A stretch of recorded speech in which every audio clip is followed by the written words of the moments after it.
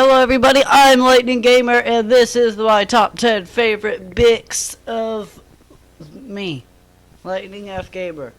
And I just want, oh no, how unprofessional, look at that mouse right there. Oh god, oh, hold on, oh, it came back, oh god, okay. Okay,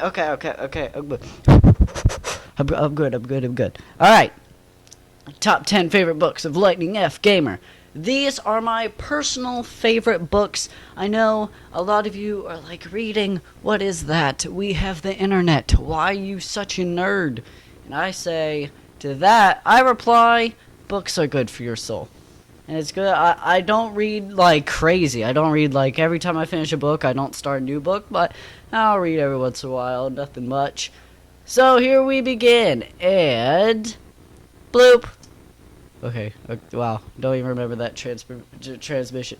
Heir Apparent. To be honest, I couldn't think of any other book that could go as number 10, because I couldn't count 10 books. Because, you know, well, I couldn't count any other books. I just couldn't think of it. I mean, I've read more than 10 books, but, yeah, this one was it just reminded me of things. I read this when I was like in 6th grade, I think. 6th grade, yeah, maybe. And I don't want to do any spoilers for you, so I'm just... this one's cool. It's about a girl. And she goes into this simulation game. It's in the future. She goes in the simulation game, and it's like a night game, but it malfunctions, so if she loses, the machine will kill her. And she only has like 5 lives, and the game is pretty much just like your choices really do change the effect. It's like the most roleplay game ever. Like whatever you do, you can do anything, but whatever you do is has an effect, you know. So she has like, I don't know how many lives. I said 5 lives for some reason. I don't know why, but she has a limited number of lives, and it's very hard because you have to pick the right choices and do the right things. And she's playing a character in the game who is an heir to a throne, and it's the person. I don't know whether it's a son. I guess it would be a daughter since she's playing it, but the child that she's playing as isn't a child of the queen. It's a child of the king's old mistress. So you're the oldest one, but you show up and you have like half brothers and sisters that want the throne. And they freaking hate you, and it's crazy. I'm talking about like it's a real game, but it's not. But it's pretty good. It's by Vivian Vandi Videli, and yeah. Next one. Still don't remember the transitions. Where the Red Fern Grows. Now, this book. I like this book. It wasn't that I loved it. I don't love this book. I understand it, and I like the moral message, but I don't love it. To be honest with you, I had this book when I was like probably 6, and I never read it until probably the 8th grade, or 8th or 7th grade or something, and we were supposed to do like a book report on a little, just a small book, like anything we want. And it was like a day before the book report was due. Like the book report was due the next day, and I had this book, so it was like, you know what, YOLO. And I read up. I kept trying to read throughout my life, trying to read more and more, but I'd always have to start over because I wouldn't read it for a year. So I actually sat down the day before and read this whole book in that day. And it wasn't half bad. I guess, I mean, even though it's a children's book, for me, it felt like I needed to be older for me to completely be able to read through with a brain, you know, to understand it. But I liked it, and it was definitely pretty cool. Number 8, Airman. I love this book. I really did. But in the middle, it felt so boring. Oh my gosh. I didn't even explain the last book, but it's alright. I bet all of you know about where the Red Fern Grows. But this freaking book, it was good. It's conspiracy. It's like it has to do with a fake country, a fake island country during like the 1900s, and this kid, he he saved the king's daughter, and so the king was like, king and him and her are like best friends, and he is like the same age as their daughter. So you think, oh wow, they're gonna go out one day, and they do. They're really close. And he's obsessed with like air flight, and he has like the best teacher in the land because the king wanted him to be good because he was like, "You're my daughter's protector," blah blah blah. And so he learns about the airplanes and stuff, and he likes to be flying and all that junk. But there's a conspiracy when the king is murdered by blah blah blah. It's really supposed to be this isn't really a spoiler, to be honest. This happens in like chapter, probably, it happens early in the book, but the king is murdered by his like second command, and it's blamed on the dude's teacher, the main character's teacher, but the main character's there also, so he's thrown into the conspiracy, so he won't talk, and so he is I can't remember exactly what happens, but somehow he ends up in jail, and his teacher is killed. But no, yeah, I think the conspiracy was that the guy killed him, the teacher killed him and the king, because well, it was originally going to be the king, but the kid was just walking. I know this is totally confusing, but he's in jail, and the jail part, it was neat in some parts, but it just got so freaking boring, so boring. And I thought it was good when he came back. It was so cool. I was expecting something awesome. But you know what? It's just, the ending just totally just destroyed you. It wasn't what you expected at all. I guess you could look at it and say, yeah, that could happen. Or, yeah. But it wasn't exactly what you were wanting the whole story. Because you'll know what I mean. When you're reading the story, you'll feel like he's going to be something at the end. Or he's going to... you think about how it's going to end, but it doesn't end up that way. But good book. Alright, Mark of Athena. I love the Heroes of Olympus except for the Lost Hero. I don't like Jason at all, or Piper, or barely Hazel, barely Hank, kinda Leo. I only like Percy and Annabeth.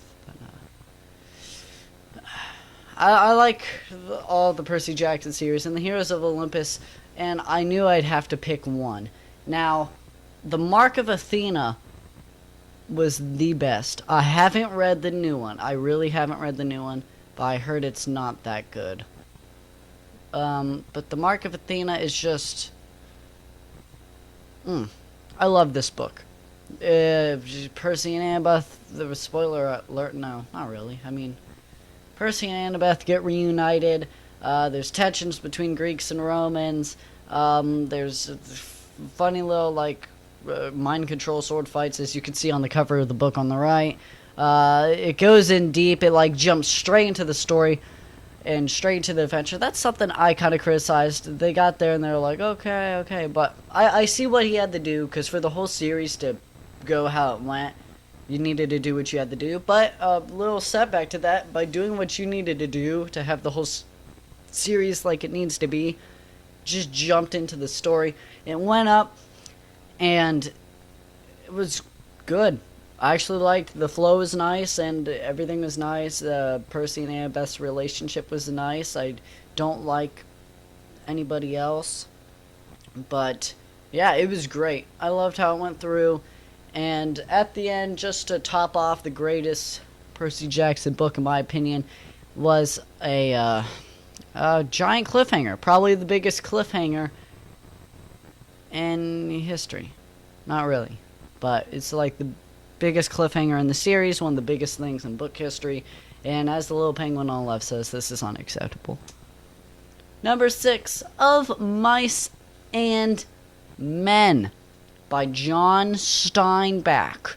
Now, this book I just recently read for my 11th grade English class. It's not a big book at all. Like, you could read this legitimately in one day. It might take you a while, but it's not that big at all. There's only like 6 chapters, I think, and the chapters, they're okay size. They're okay size. But this thing, it wasn't a story to have like a fulfilling story, even though it was. It was supposed to be like a moral book, like just to show you the morals of having a duty, and you have to do that duty, and there's going to be sacrifices in your life and all of that junk.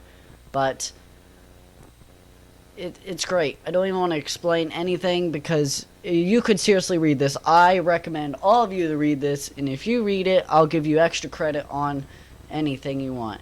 And yeah, this was a great book. Good. It's really easy to read.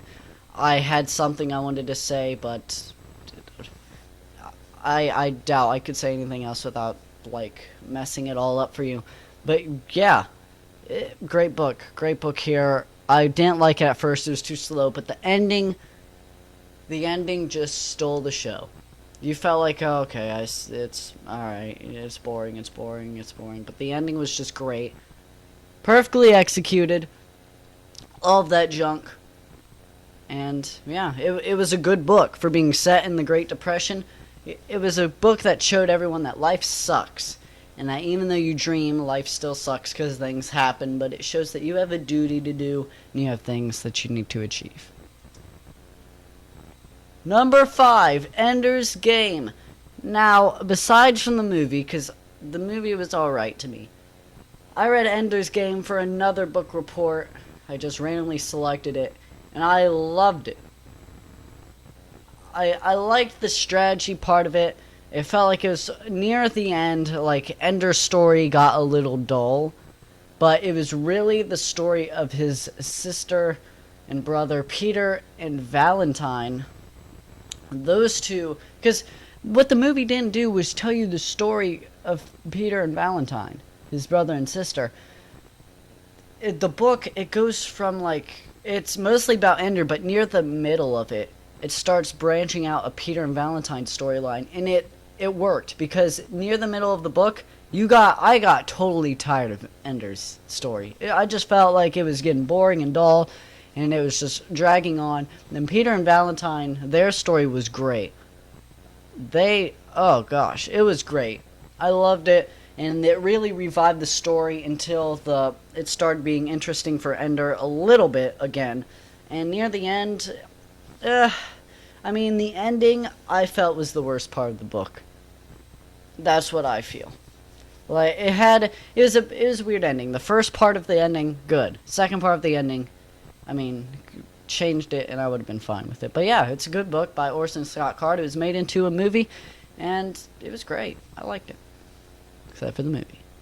Why didn't you add in Peter and Valentine? Anthem.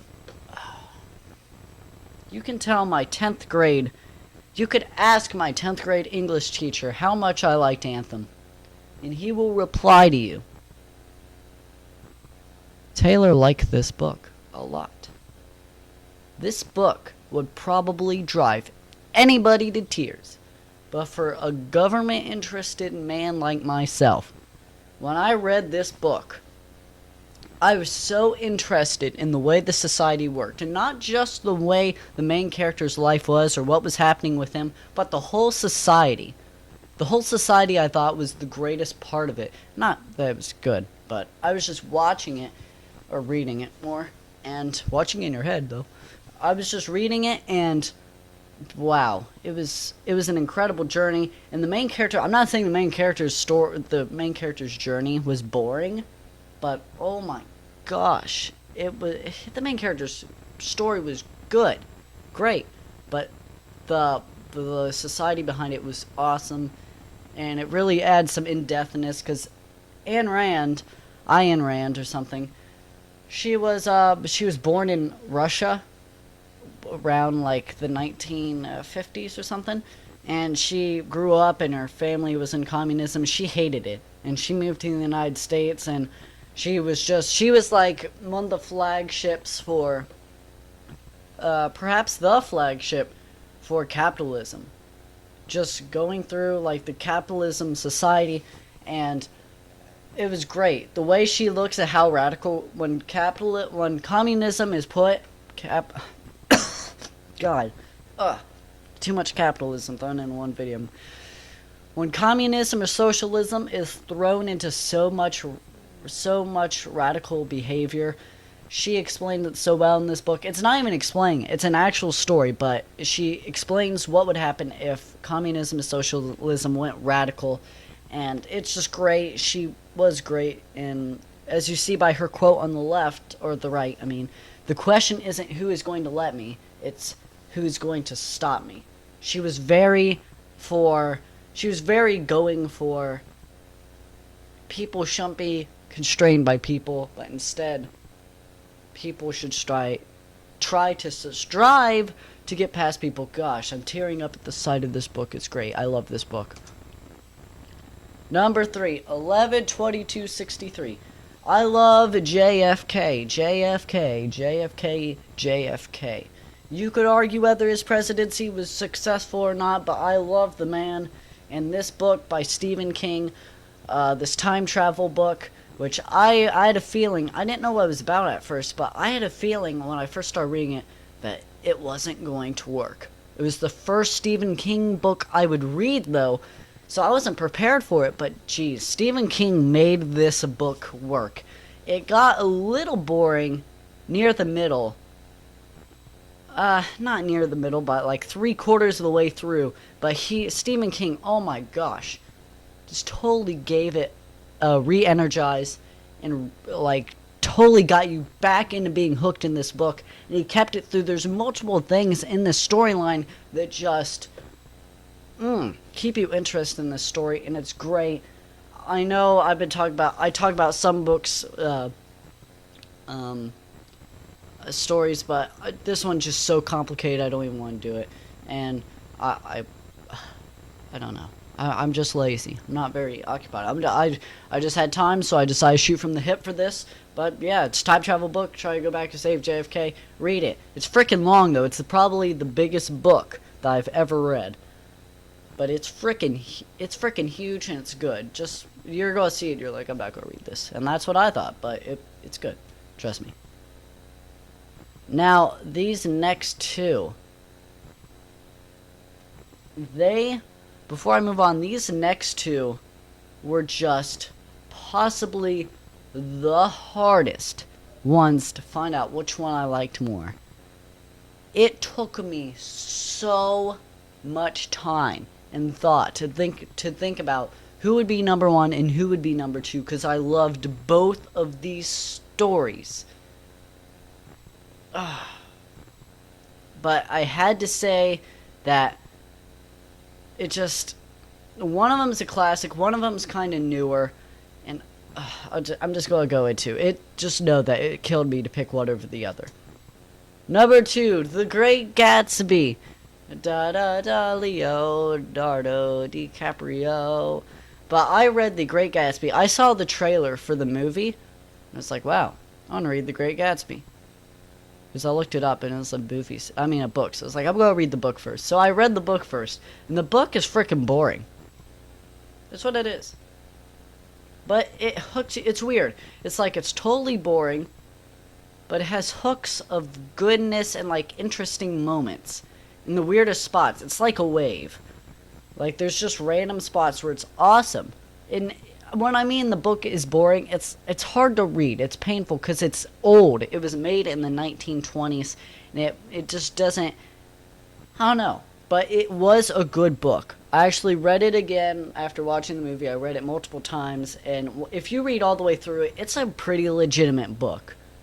It would help if you were older and you read it, but no matter what, whenever you read it, you're gonna hate it.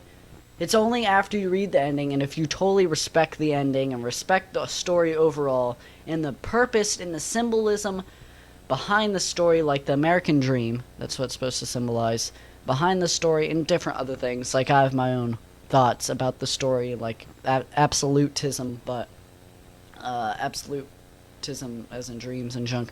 But that doesn't matter right now. I'm doing something. Just so much. It's great. If you respect the story, if you watch a movie, then read it again or whatever, the story gets easier and easier to read as you go on, and you find new things every time, and you realize that really plays into the symbolism here. That really plays into the story, because everything F. Scott Fitzgerald says in this book, or writes in this book, it affects the story. Just like of Mice and Men. These, of Mice and Men and The Great Gatsby are really similar. And as in, like, everything that's said affects the plot. But The Great Gatsby, I love it. The ending was probably the breaker for why I love this book so much. I don't know. I don't know what's up with me and endings like this, but just like of Mice and Men. Of Mice and Men would have been higher, but these last ones, like past of Mice and Men, they're really good. Of Mice and Men almost beat Ender's Game. Almost did. But I don't know what I was thinking. But endings like this just hook me. And being involved in a character just like Gatsby, almost flawless character, a character that has a great moral compass but was getting corrupted by his own absolute, his dreams and wanting absolutes. It was crazy. I respect this book, I respect the story, and the ending was great. It just totally hooked me. I recommend all of you to read it, although it's a little bigger than the of Mice and Men, and it's freaking hard to read. Yeah. Not really hard, but it's boring. Alright, so I don't know whether or not I have a honorable mentions, but I'd like to say that honorable mentions go to, as you look at Leonardo DiCaprio's face, honorable mentions go to the little engine that could.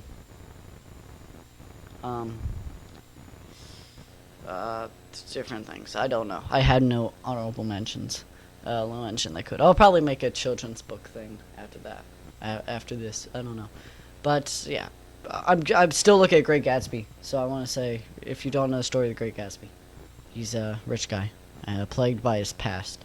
Loves a girl from his past. And it's kind of creepy what he does. It's stalkerish, kind of. But he's not the main character. Nick Carraway is, but Gatsby is the main character, and Nick Carraway is the narrator.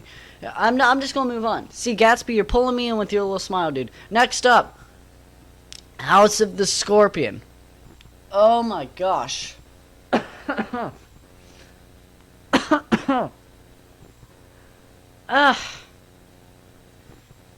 were 8 of us, the old man cried. We should all have grown up, but I was the only survivor. I am meant to have those lives. I am meant to have justice. The House of the Scorpion. Oh my god. Oh my god. Interesting bombshells of this kid's life. Holy crap. Oh my god. Great book. Nancy Farmer. Great book. My favorite one ever. Holy crap. Nancy Farmer. I love this book. Yes, it did get boring near the ending, the last third quarter, a second half of the book. But it had its, just like Gatsby, had its interesting points. But great book, great storytelling, great character development. I honestly, as much as the main character is the kid, his I'm just gonna call him his oh god, how am I gonna explain this? I mean, I don't know if it's spoiler or not. It doesn't come exactly. Oh god. I don't know. I have no idea. Wait. Yeah, it says on the book. The kid is a clone of the old guy. And the old guy is a drug lord on a nation that borders Mexico and the United States, because the old guy was rich enough to buy that land. Holy crap, this old guy has the biggest character development with this kid. But it's not really development. You see the mind of this old guy and what he thought and his problems, and the story is as much about this old guy as it is about the kid, which is weird because the kid's a clone of the old guy. But that quote kind of spoils it. but it is a good book. I'll probably make a spoiler video to talk about this book. I can't talk about it enough. I'll probably do it with The Great Gatsby as well. But holy crap, this book, I read it and I had to read it again. And it's a big book. I heard there's sequels to it, but they're not as good, because I could see why. You weren't interested in this world. You were. Don't get me wrong. You like this story. You would. But I wasn't interested in the whole plot of, like, the world and everything going around in it. I was interested in the kid, the old guy, and how they worked, and what society was like, and the family drama in the whole thing. And holy crap, dude. If this ever becomes a movie, I'll be the first one there. House of the Scorpion. Holy crap. The old guy. Oh, God. He had severe sense of that's what he needed. A severe sense of that's a mine, of possession, because he had nothing when he was a kid. Oh, I don't even want to talk about, because it's spoiling. Go read this book if you haven't read this book, The House of the Scorpion by Nancy Farmer. It's a big book, but read it. Trust me, you're going to like it. It's kind of confusing, but they give you, like, a family tree in the book and, like, different points to help you remember it. But tell your teacher, read House of the Scorpion. Tell your librarian, I need to read House of the Scorpion. You all need to read House of the Scorpion. You may not like it, but I love it. If you enjoy people's stories like the old man, like Gatsby, like the characters in Mice and Men, holy crap, dude. I don't think I have anything else. No, I have nothing else. So I'm going to end it up here with the House of the Scorpion. House of the Scorpion #1 barely beat Gatsby. I almost had a stroke deciding which one was which. I love Gatsby so much, but you could see how enthusiastic I was about the House of the Scorpion just because of the old man. The fact the second half of the book got boring for me was because the old man... I just spoiled it. I'll do a spoiler video on this if you guys even want me to, but I could talk about this all day. But House of the Scorpion, yes. Great Gatsby, yes. Really hard. Thanks for watching, guys. If you did enjoy this video and want to see more top 10s, you just comment below and you tell me what top 10s I should do next. I'll do them of anything. I'll just have to think about it for a while. It takes a while to put these together because I have to think about make a slideshow and then, like, refer myself. But thanks, guys, for watching this video. More top 10s will be posted if you comment below and tell me what you want. So thanks, guys, and tell your friends. I haven't said that in so long, if you haven't realized. If you enjoyed this video, tell your friends. Well, if you did hate this video, tell your friends. If you really enjoyed it, tell your friends, leave a like, and maybe even subscribe if you haven't already. And of course, Lightning Gamer is out of here. All that's left is a window to my soul. Come and get it.